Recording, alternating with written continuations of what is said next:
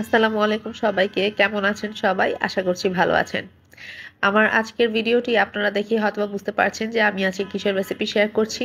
হ্যাঁ, আজকে আমি আপনাদের সাথে বটের রেসিপি শেয়ার করছি, মানে বট রান্নার রেসিপিটা শেয়ার করছি। আর এই রেসিপিটা হচ্ছে সম্পূর্ণটাই আমার আম্মুর হাতের। বট আমি কখনোই রান্না থেকে ধরে কাটা বাছা কিছু কোনোটাই করি নাই, কিন্তু খেতে খুবই পছন্দ আমার বট। এরকম কারা কারা আছেন আমার মতো অলস প্রকৃতির না কি এই জাতের আর কি, এরকম যে খেতে পছন্দ কিন্তু কাটা বাছা করতে ভালো লাগে না, এরকম কারা কারা আছেন তারা অবশ্যই একটু কমেন্ট করে জানাবেন, তাহলে আমার ভালো লাগবে। তো এইখানে হচ্ছে আম্মু একটা হাঁড়ির মধ্যে প্রথমে তেল দিয়ে এবার তেলটা গরম করে নিয়ে এর মধ্যে পেঁয়াজ কুচি দিয়ে দিচ্ছে। পেঁয়াজ কুচি এখানে প্রায় 3 থেকে 3.5 কাপের মতো হবে। আর কাঁচামরিচটাকে একটু ফেলে দিয়েছে, কারণ বাচ্চারা খাবে সেজন্য বেশি একটা ঝাল করবে না, সেজন্য এরকম করে কাঁচামরিচ দিয়েছে। আপনারা যদি ঝাল খান তাহলে কাঁচামরিচ পুরোটা ফেলে দিতে পারেন। তারপর এখানে পেঁয়াজটাকে নাড়াচাড়া করে যখন পেঁয়াজটা বাদামি রং হয়ে এসেছে তখন এর মধ্যে সব ধরনের মশলাগুলো অ্যাড করে দিচ্ছে। মশলাতে এখানে আদা রসুনের পেস্ট দিয়েছে প্রায় 3 থেকে 3.5 টেবিল চামচের মতো। আর সাথে যেই মশলাটা দেওয়া হয়েছে সেটা হচ্ছে ধনিয়া, তারপরে জিরা, তারপরে গরম মশলা, তারপর আরও কিছু মশলা আছে, সেগুলো একসাথে করে আমি ব্লেন্ডার করে নিয়েছে সেই মশলাগুলা। আর সাথে দিয়েছে হচ্ছে হলুদের গুঁড়া।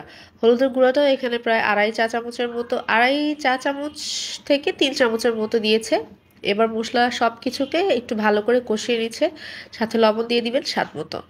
এবার মশলাগুলোকে ভালো করে সামান্য পানি দিয়ে কষিয়ে নেওয়ার পর মশলাটা ভালো করে যখন তেলটা উঠে আসবে তখন এর মধ্যে যেই কেটে রাখা আর ধুয়ে রাখা বটটা ছিল সেই বটগুলো অ্যাড করে দিতে হবে। রান্নাটা হতে হতে একটা রিকোয়েস্ট করতে চাই, আর সেটা হচ্ছে আমার ভিডিওগুলো যদি আপনাদের কাছে ভালো লাগে তাহলে অবশ্যই আমার পেজটাকে ফলো দিয়ে রাখবেন, আর লাইক কমেন্ট আর একটু শেয়ার করবেন।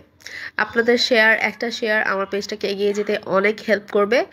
আর আমার ইউটিউব চ্যানেলও আছে, আমার সেই ইউটিউব চ্যানেল থেকেও যদি আপনারা চান যে সেখানেও আপনারা আমাকে সাপোর্ট করতে চান, আমার ফ্রেন্ড হিসেবে থাকতে চান, তাহলে সেখানেও আপনারা আমাকে সাবস্ক্রাইব করে রাখবেন। আর সাথে থাকা বেল আইকনটি ক্লিক করে রাখবেন যেন যখনই আমি ভিডিও আপলোড করব সবার প্রথমে যেন আপনাদের কাছে পৌঁছে যায়। এই যে দেখেন বটগুলাকে কি পরিমাণ পরিষ্কার করে আম্মু কেটেছে। আমার পক্ষে তো কোনোভাবেই সম্ভব না যে কালো বটগুলাকে এত সাদা করে ফেলবো।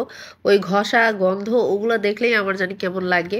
ও যাই হোক, এখানে হচ্ছে বটটা দেওয়ার পর এবার মশলার সাথে ভালো করে মিশিয়ে নিয়ে এই বটটাকে এই মশলার সাথে প্রায় 15 থেকে 20 মিনিটের মতো আমার আম্মু কষিয়েছে।